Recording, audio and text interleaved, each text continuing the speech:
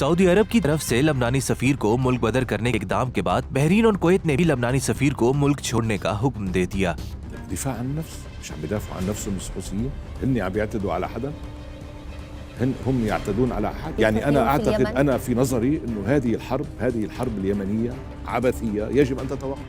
Bahraini वजारत खारजा ने कहा है कि लबनानी सफीर को लबनानी वजीर इत्तलात के जारहाना बयान के पस मंजर में मुल्क छोड़ने का हुक्म दिया गया है। दूसरी जानिब लबनान के वजीर ने दावा किया है कि यमन में जारी खाना जंगी को सऊदी जारियत करार देने पर लबनान के खिलाफ सऊदी अरब ने ये इकदाम उठाया है, ताहम इससे हकायक तब्दील नहीं हो सकते।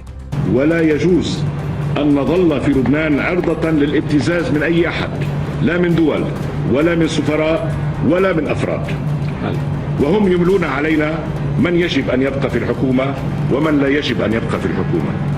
वाज़ेह रहे कि जारे सऊदी इत्तेहाद ने यमन पर गुज़िश्ता 6 सालों से जंग मुसल्लत कर रखी है, जिससे यमन में हजारों बेगुनाह शहरी जाँ बहक और लाखों बेघर हो चुके हैं। ताहम यमनी मजलूमों की हिमायत के जुर्म में ये जालिम कुव्वतें लबनान से सिफारती और तिजारती ताल्लुकात खत्म करके लबनान को भी बहरान का शिकार करने के दर पे है।